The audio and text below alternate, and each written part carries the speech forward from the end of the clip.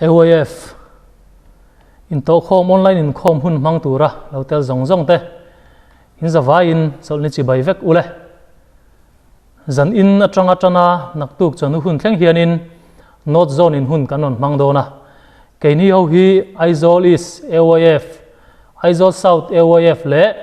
khoru lian AOF te kan nia keini ho ne na hun lim om tak mang theu turin du sakna kanin hlan ani zanin in khom hun kai hruai tu hi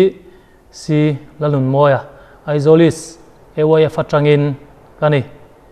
kan hun te pathian he na min hlan sak turin alfak omi khoru lian AOF atangin ilo somang kan channa pathian thu thiang hin kan chiange korin thon hi bung ruk chang hi na hun lom huma kangai thla chia chandan ni ya ka champui che atisi a ngai ti u tun hi hun lom ong chu ani a ngai ti u tun hi chandan ni chu ani lalpan ma som ma se pathian ne nai wa chong cha yang u walpa pathian ni mangai ren tu hun chi tak mai min ba se saka zan in ni shoi thena wangin kan lo me zan in AYF ezona jo virtual kumbai hunte ni shoi thenga ine na lom thu on wa se zan ina hun man mang tu zong zong te tharawin om puila thir tu piang ten tharaw ma som na an chan theinan kan pukre ma ni som sang che iswa minin kadile amen tuna chuan pathian fakna hla saturin laltan nungi Aizawl South AOF atangin ilo somang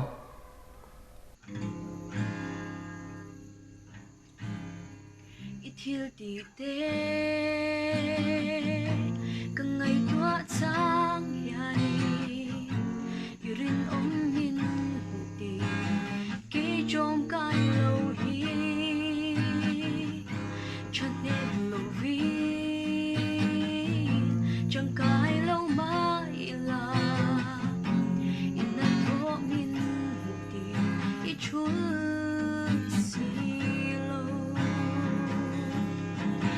mangai na hi kadam chung la ani imi lai na na khongai na ya lai ril fan so ve eng vang hiang nge min shia ringa min shwai sel chin le katan hian o ilu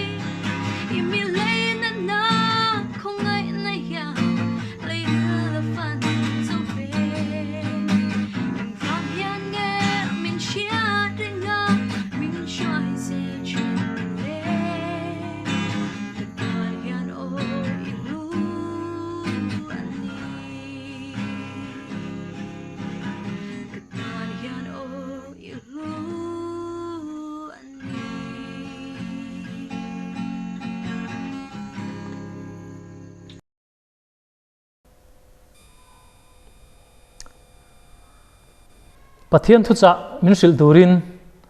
h lalun fela isolis eway fatangin ilo somang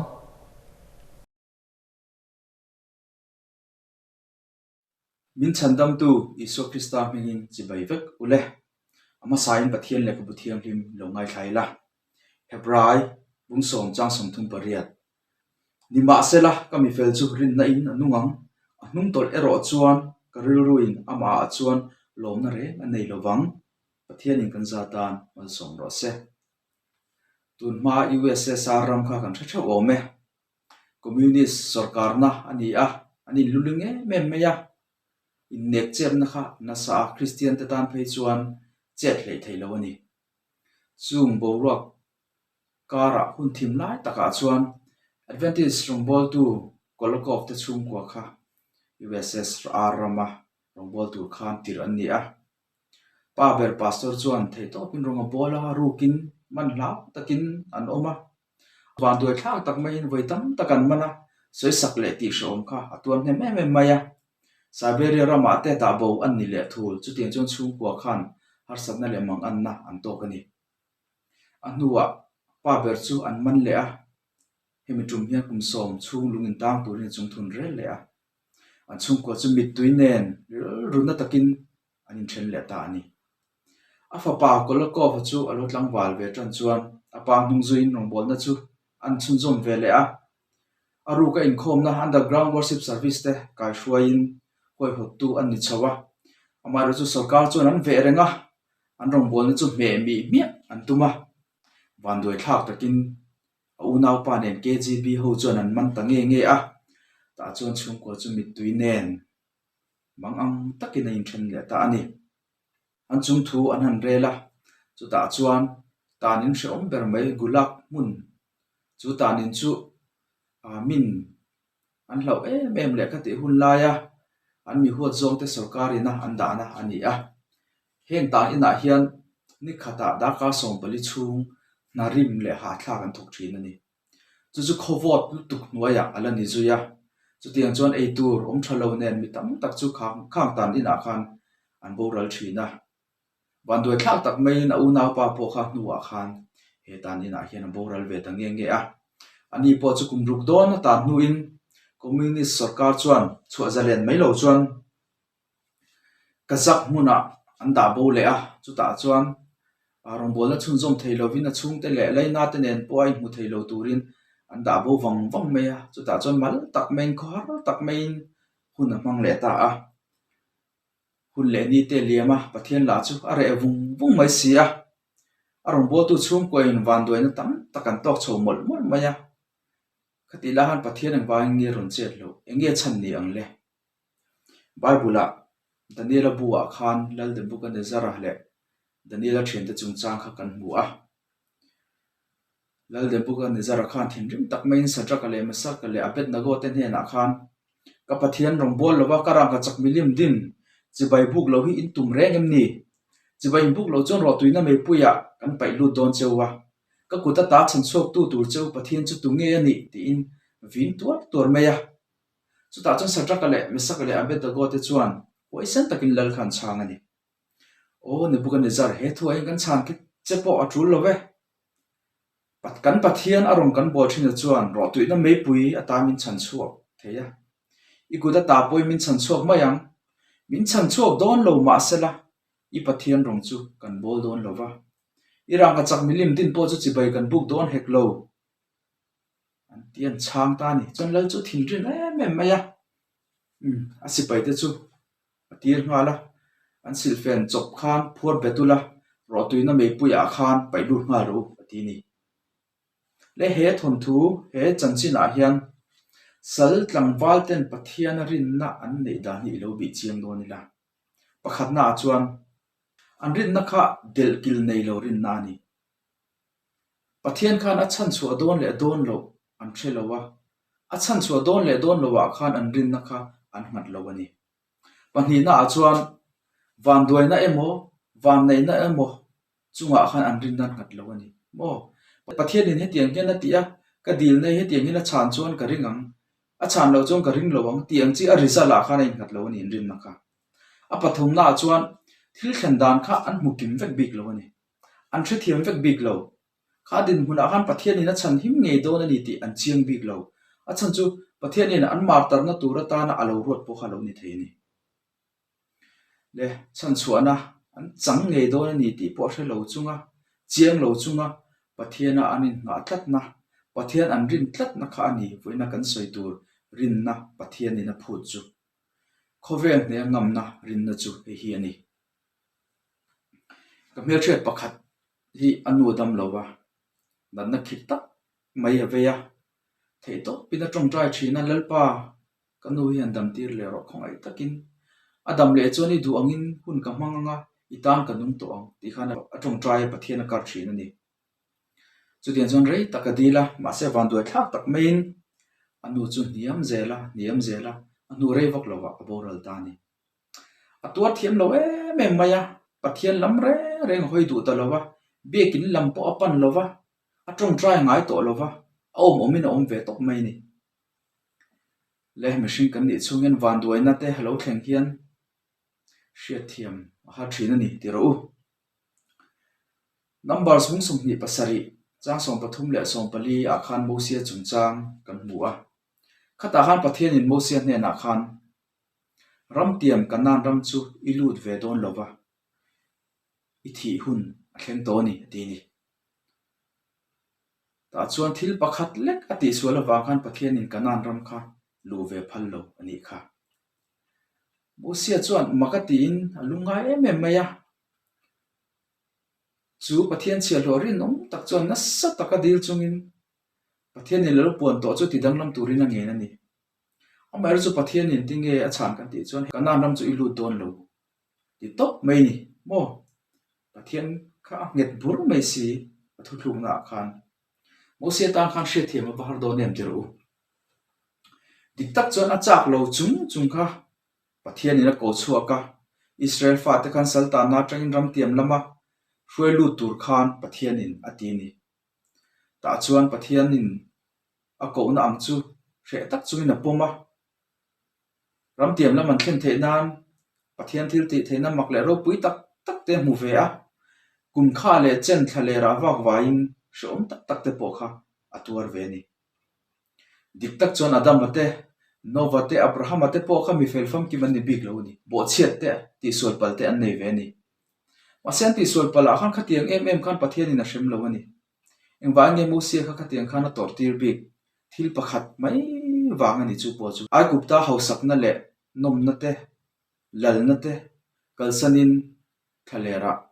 pathian thu zomina wak vai ni kha mo se ta khan hriat thiam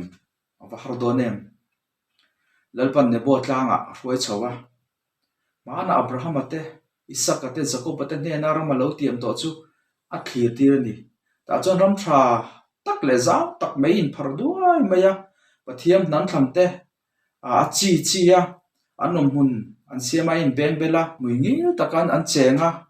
an khosalai te chu pathian in a mu lok tir ani mo sia tan khan ram tiam chu lu ve cha bum don ni tro hun a paltlang to zong han ngai to phei kha chuan tin Deuteronomy bung sumthum pali chang sari kan buang chuan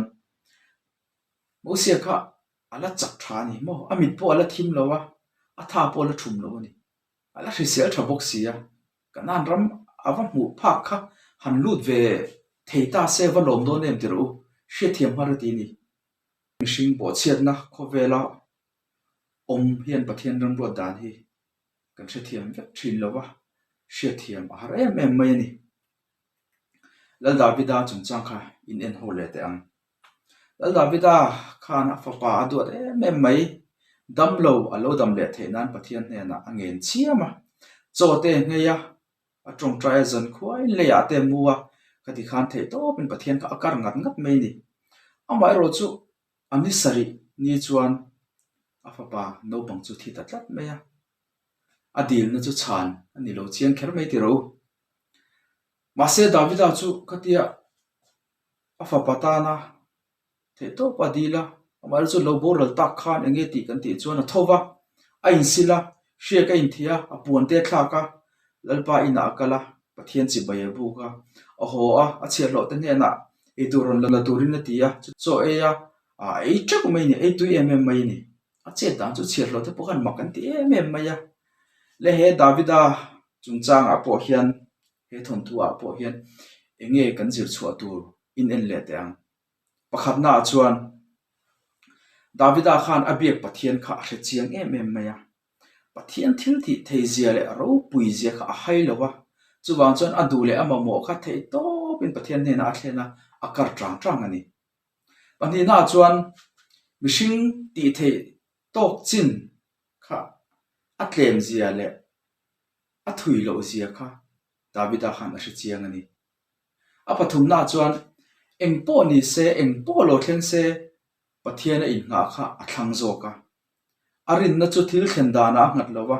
pathian a ring tok meya ama chuan a in ngat buru mai ani herin na hi David na nei ang hi kan nei chuan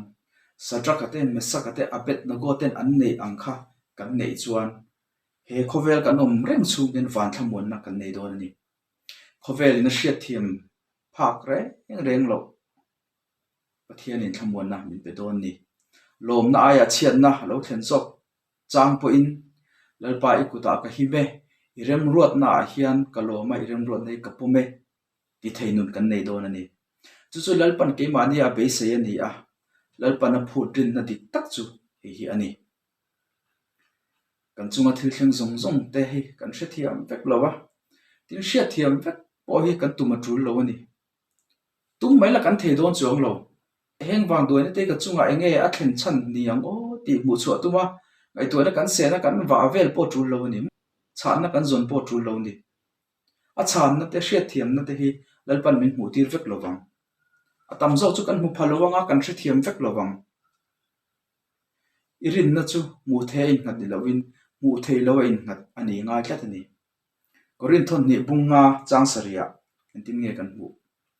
mu theya kal lovin rin nei ngan kal zok si a ti ni kan hre thiam lo kan mu lo kan mu thei lo kan mu fia lo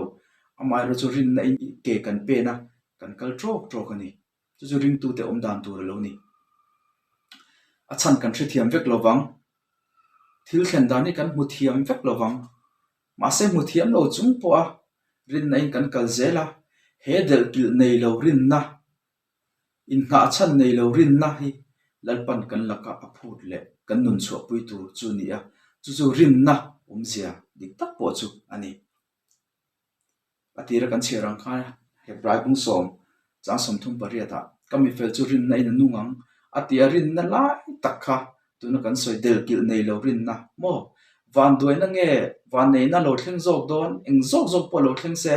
lalpa nang ma kain ngate karing che tirin na khani churin na chu voina hian ni nei voina hian rin nei in nung tak takem i chunga thil thlenga khan rin nei in nung zel thengem lo in en fia ve chinte chandam na chung changa hian thil ti wang po ni lovin lo chu po ngai ni lo rin na awang khongai na a tho na chandam kan ni ti kan in zir tir thina di tun ma ka ngai to thin chuan a ho in ol sam viau yan ka hre thina rin na wanga a tho na khongai na chandam han ni chu tiro amai ro chu rin na kan soi to chin na tang khan helai rin na hi sang wang viau ani rin nei ol sam lo ani pathian phut rin na dik tak del pil reng nei lo a rizalen ngat ve lo rin nei sang em ani kan dam chung ni hian kan dit mon lo chetel tel mai theya kan nun naral tial ta chu kan thlir reng ani mai thei heta hian pathian kan ring zel thei ngem tin kanin nga na ber kan ei zon na te po alo phet chim ve kan ni thei heng din mun aten pathian ring tu kan ni tak thei zel angem hebrai bung som pakhat chang khata khan rin na chu thil be se te nge ya hriat na thil mu lo te hriat fi na ani ti kan mu a he rin na hril fi na chuan kan man ber le kan hriat lar ani a in lo bi chiang don te ang thil mu thei si lo hriat fi ngai ni box si mo har sa ni chu mi chunga chong kanin nga angai box si a var sa enter u mu thei lo kha hriat fi anga ya har to ni chu mi kan hriat fi ba ka chuan chu ta chuan kanin ngat don ani ol sam thei lo hrim lekha zirna lampanga hian kan thil zir pakhat chu kan la hmu ngai reng lo mi ta hmu tham lo chanchin kim chang kha kan zir thin ani atom hi thil te ber te tak te mi ta hmu tham lo ate ber ani tin kan thre thina le atom chu kan han phel le a chung lai mu nucleus kha lom le ni te to om le me tro nucleus kha kan han en chiang le chung ril kha kan han bi le ta chuan electron te khan lo om ani ta chuan kan zirna chuan electron te chet vel dan kha kan han zir chiang ta ni te to si mo mi tin hmu thei lo na sa ni har sa to ni hria thiam har thin khop mai hei thir hi an kan bula hin anom ta se hemi thira hian current kalem ti hi en mai hian kan thra thei lo ani current chu a toy zong in electrons ni china atom chung laimu chung le a om electrons te chet vel dan kha electric current kha ni a tu tiang chuan mu thei si lo te to em me thira khan current kalem electrons te kha an luang em ti kha kan mu thei lo hria thiam har ani kuta kan khoi min man chuan kal ani om nge ni kan ti thei chaw ani tro kan tluk tok phei chuan kal na hle ni ti kha ni mai ni electric current bera electron so chevel kha kan mu thei tlat si lo wa hria thiam kha har thin em mai a hei mi in sakte kan han thlir hi chuan a len zong te a ban len zong te in san zong te chhong zat te kan hre thei a tro anin sakte kha ban te kha angil tha em ti te po kha en khan hriat ve thei ni kha te ka chu kan mu thei a kan hre thiam thei ni ar sa lo ani tin kong ten lo siama an kong siam kha amam tha em a kwal dan te dikem azau tha em kan en khan kan hre thei ni tiro mita muwa han te kwal vel the han hisab kwala han hriat thiam thei thil te hi chu a om chunga in nga te po chu har sa lo mo kan mu vek thei lo amai ro chu nisina ka soyang khan atom chunga electrons te chet vel dan vel han zir kha hara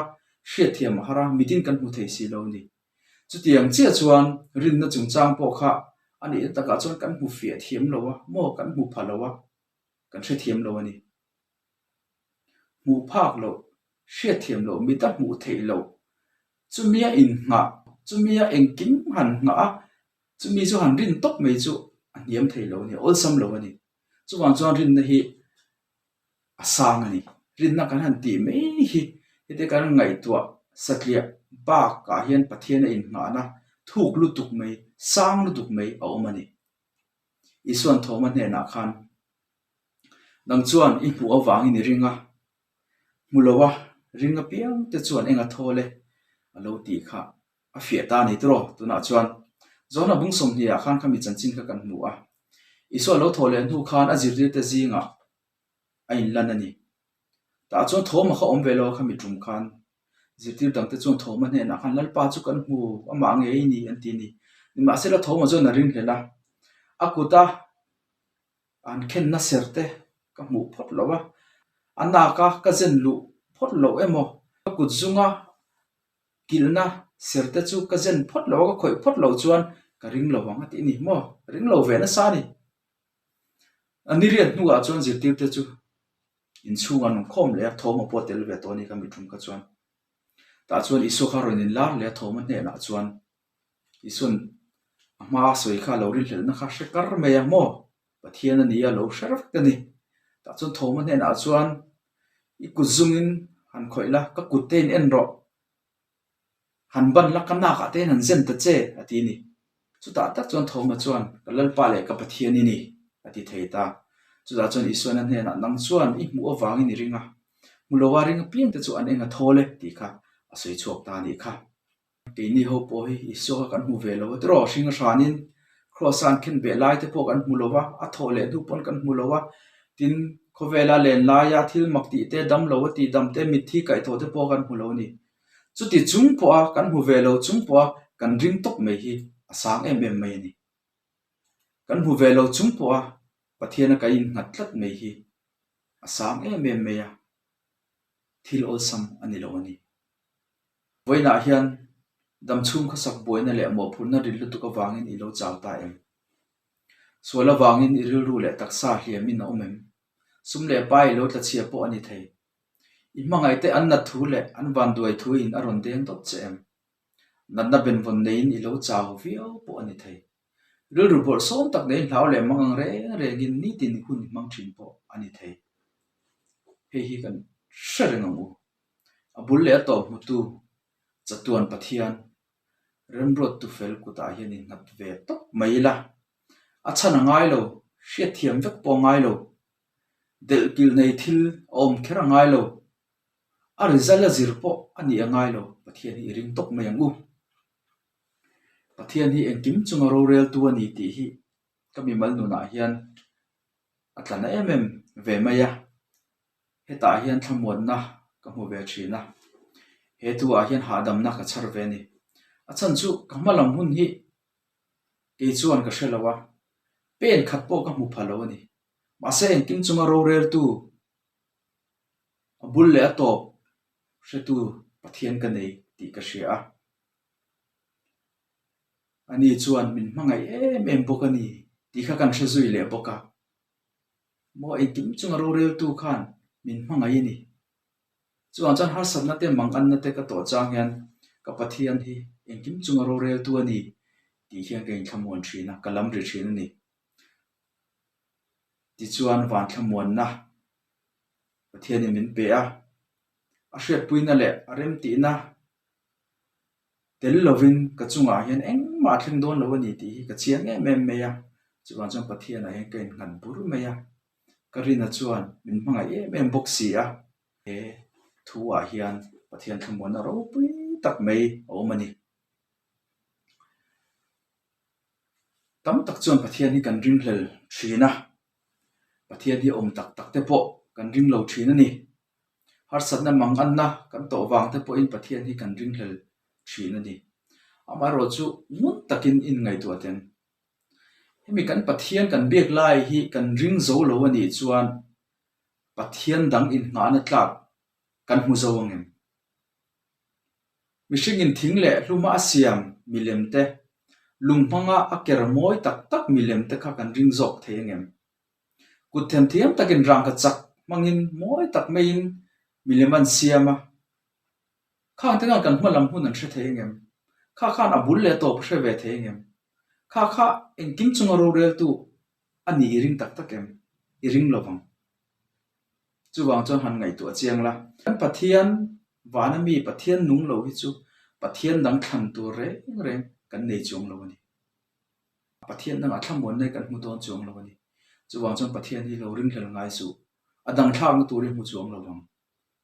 ani engarin tlak le thil thi thei anong chung lo ani le kan tlom ral rak thleng chiat na vor top kan to thleng polal parin na nga chung chang te kan han soya chuti la chon pathian ram ro dan hi kan hriat thiam vek lo wangin kan top dan tu le thil lo in her chho dan tu rakha kan soi lok thei lo kan hre lo ani he dam chung la point pathian in min choi moin din mun sang taka min da thei bokani ti voina hian soitel kadua atira kan soi pastor kolakov te chanchin kha in soi zui le taila khatia setanan the to chuan chung ko ngai saka apo dar chung khan lalparin na an natlatani chuwang chuan pathian khan akal san reng lo a thengil reng lo a to pa chon lalpa chu lo cheta pastor kolakov kha kazakrama anda bo khan maktak mai pathian in chan chuaka kumsa kha so somnga pathum khan USSR rural to Stalin ate hanlo boral nu khan chua zalen ani tani chutian chua vela chuan lal parum bon ha chu thok le khan char meya advantage dar to te chu hu khoma chutian chuan ko hran adin chowa mumat ein khom na te an nei chho zela maktak mai pathian thil ti theina lo lang ta kumsa sa ko som ko khan andrama chon division thara lo piang tani Euro Asia division president mas saber lo ni tani awan ro puem Adventist Theological Seminar mas saber din tu zinga poimo per le nar kai tu nia tin Protestant Publishing House din na konga te bultum tu nia Adventist ko shan mai baka Russia rama sako zalen na ing sako te pona zalen na nei theina na su su tu le mirin lo le milang sar ni chawa tin Institute of Bible Translation ten dina Russian trong thang zela tun lai mila dik thayang bera Bible le lin na kunga te mala tu le bul tum tu le afa te pona ron ti lo lin chho ani a chu tiang chon lal pa hruai na a na tho zong zong ka soi sen pon ni ta lo ani avan ro pu yem ti ro tani na tan lai te mo ram danga an da bo lai te han ngai to chuan pathian thil ti thei zia lo lan nuwa pathian ni na hruai chu dan kha aro pu em em ma anh tháo em em ani khatia setan an rombol tu chung ko pastor chung ko sei saka pastor an ni na te a rombol tu an ni na te kha he khovela tanga pai bowa me emi ve ka tum kara khan pathian rompo bol thei lova a sei saka a da bowa an nun na te ala kara khan pathian arin na an ngat lata pathian a be sei na an ti nung renga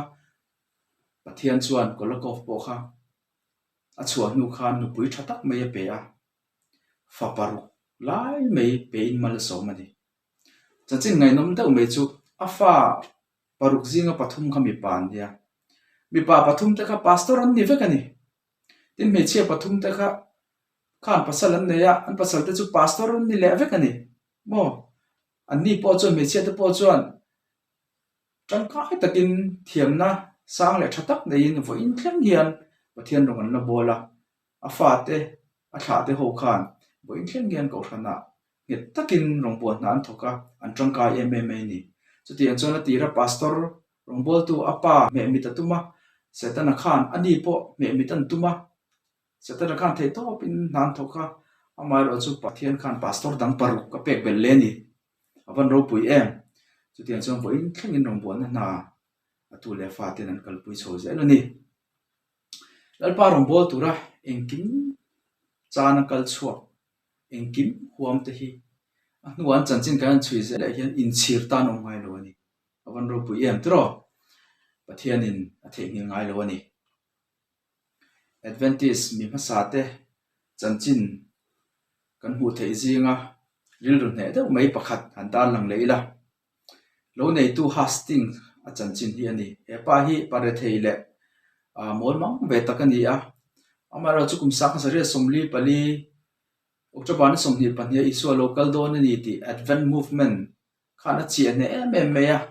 chumi tu chon import sei ve ni kum sak sare somli pali thal lai khan alu ching chak maya alu la chu thase maya wase a cho a hun khan zo lovin ti khan ngai sak mi lovin a huan kha akal sanani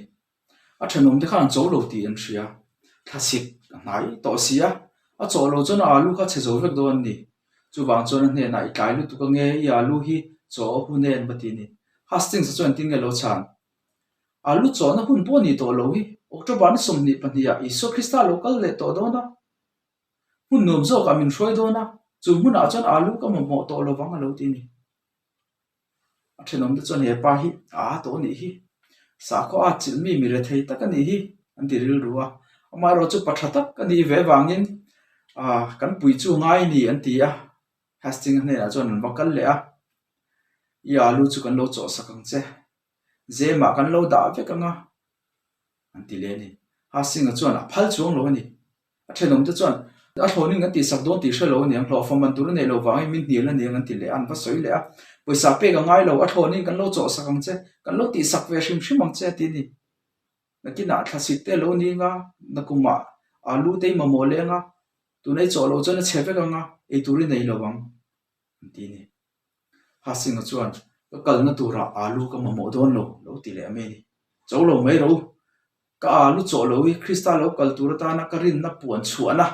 lo ni ro zok ro se ti ni tang tlat me ya ti chuan tu man cho ngam ta lo wa october ni som ni pa ni lo khenga kan hria takin iso krista kha lo lang ta reng lo mai ya beton na rap thak kha an to kani lu chu chol ani chuang lo thenom te chuan kan hrila oi du lo lo a za thlan tu tu na chuan a chevek to ti ngai na om lo an ti ni amai ro chu a to pan nuin hnung zo kan om khami kum khan thasika khan alu tam bakani an chom ha sakho pe ka chu a cheveka an state pum pui an ram pum pui khan an tur na sa mai ni chuta November tha alo hera hasting a chuan lu hun chu va tlo ve a Isu Krista local tak lo a chuan ava fang ve a ta chuan an en chianga lu kha pakhat ma lo selo ni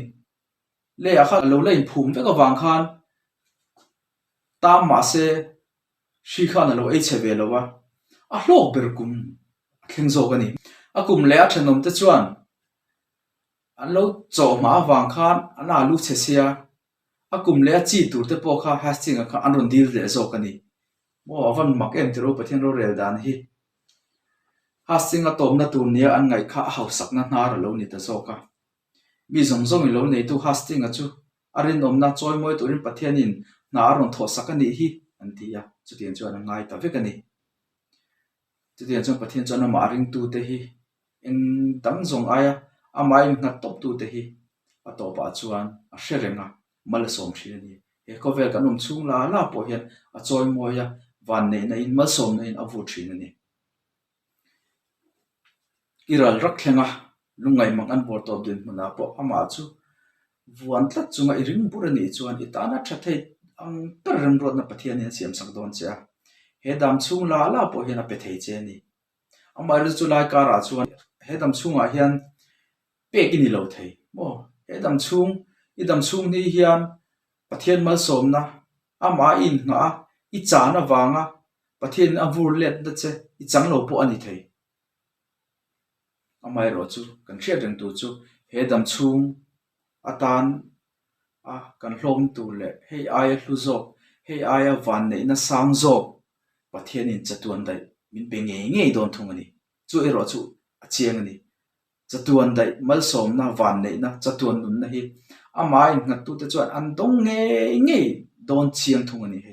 hei ro chu kan thriat thaw me atop nan mo sia chan chin kha in soi zom le lokila khatia pathian ram tiam lu a phal lowa a thi tur thu a hrila pathian in thu thluk na ti danglam du lo nu khan mo sia chuan pathian a in nga kha thlang ta zo kani pathian in a hril angin Israel mi puita ne na khan pathian in a thil mak ti te kha a hrila dan zom chung chang te a hrila an hmalam hun na ta na an fim kun na tur te eng kim kha hrila chu tiang chuan thi in pe atin pathian kha aringa pathian a in ngatani chu tiang chuan pathian in ram tiam chu a thlir tira Jordan lui chu a kan ve ta lova pathian a in ngata pathian in anun na chu a lak sak ta ni le he ti hian ka ngai tua chanchin thabu a khan kan mu a tum kha chu isu khan peter te Johanna te Jacob te kha tlang a hoi ni tum trai nan mangani chu ta tum trai nan man lai chuan isu kha lo eng ta lo war ta sur meya Eliza le Mosia kha wana tangin ron chuk bokani ta chuan isu ne khan ti ti a peter te khan makan ti me maya ta chuan tian ka ngai tua zom ta lo Mosia kha lo beta ila petera mo khan lo zot ta se Mosia kha le chen kha pathian thu o in shom turin thale rai lo wa ka pathian khan ram tian kanan ram kha lu tir ve si lo che a vo in thleng yan pui la tiam ila lungoi lovem pathian la ka lungoi lo na eng mote ila neem hanti taila Mosia kan ting ya chana Mosia khan pathian la ka chuan lungoi lo na reng nei rin lo ni tro achan chu om na wanram kha anuam tol tu kani tin Mosia ne na khan he khove la hi lo le du zo kem kanan ram a chuan wan tangin lo chukla he khove la hian kanan ram nge ya hin ram tiam nge ya hian I hun te mang le zok ta chei du zo kem tin han zo taila Mosia khan a durin lo ni tro a du don lo shim chan chu khove le wan ram khan khai kin anga khovel kha thlan chi ni lo pathian in Mosia te na Jordan lui kan longa kanan ram ilut ve lowang I thiang ati khan Mosia khan the thiam lo ma se pathian a nga thlang zo ka kha dam chung la khan pathian in arul let lem lo ani adu ang zong kha ati lo tlin sak lowa van ne na le choi moi na kha a pe lo ani pathian ai nga wangin adam chung ni po kha alo to pa anun na lak sak ani a wase pathian khan a tha tham lo mo pathian khan a hre reng ani ta chuan van rama a hruai ni kha van rama a hruai ngal ta a nuam takin he khovel ai nuam zo he lei kanan ai nuam zo ka khan hlim takin lungai te nat te mo vui vai na te soi sel na te thi na te to lo na muna khan hun na mang zok ta ni pathian ram ro ta ni kan thri thiam vek lowang he kan dam lai hian he khovel a hian pathian mal som na le min rul le na te poi kan mu kher lowang ro pui ta ka chan chua po kan ni kher lo mai the kan trong trai na le kan dil na te po kan du angin chana ni kher lo mai the amai ro chu kan thre tu chu pathian in van ram chatun na min tiama chu ero chu kan change nge do na ni ti hian ni kul sa bung thum chang hiya hetiang hian kan mu a chung lama thil oma te chuan in ril ru ngat tak ru lea thil oma te chuan ngat lovin ati ni aba poimo em he khoveli kan thira kan mihring mit le kan ngai tu na ina thlen phak tok le du thu sam tok china thil kan thira kan te chuan kan lung oi ngai lo nga thili kan thri thiam ngai lowang tola sa kan muang khan chung lama thil oma te chuan kan ril ru kan katanga van lampang kan thlir tlap tur ani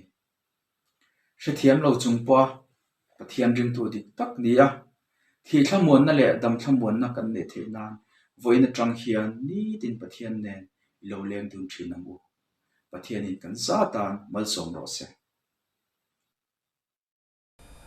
pathian thu cha thatak mai kan ngai thak te ngai thatu zong zong ten lok na in char theu kan bei sei ani tuna chuan pathian fakna hla saturin laldu thani tau chong Aizawl South ewe fatangin ilo somang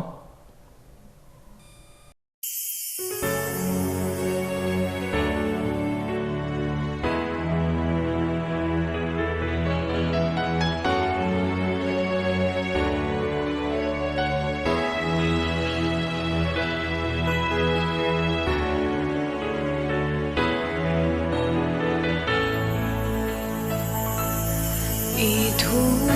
ya min tha wan chi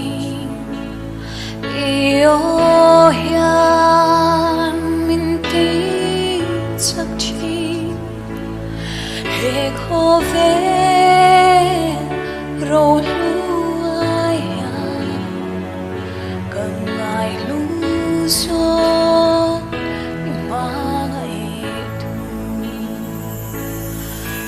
thăng chế cái ta ini ita ka ni mi lấy si thil dang song song ai bo hiani nang ka nei ka lo me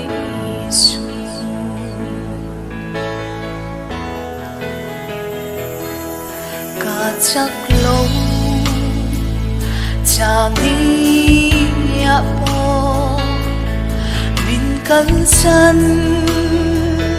lâu ý tai đê đồ tu la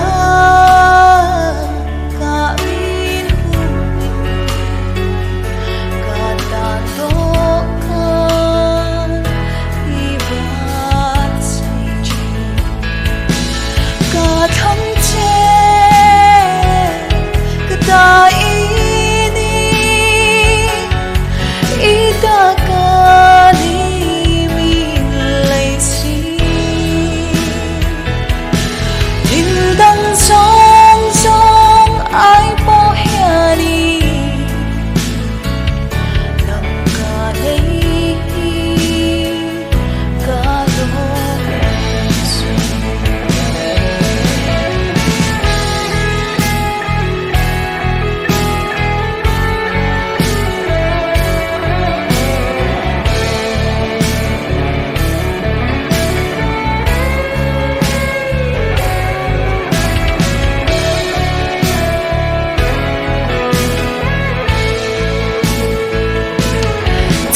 đâm na đằng nga ôm lâu cùng đằng ren hia ôm lâu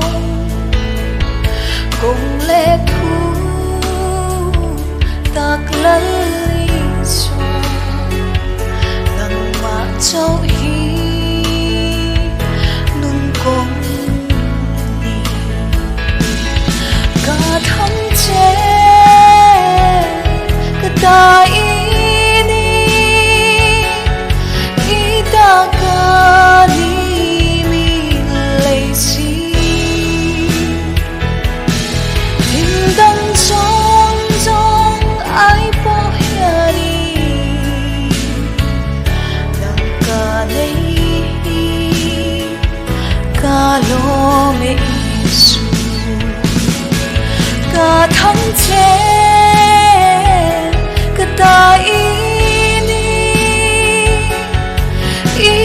ka ni mi lấy chi thiên đăng rong rong ai bỏ nhà đi làm cả lấy cả lô mê Giêsu thiên đăng rong rong ai bỏ nhà đi ka nei ka lo me Giêsu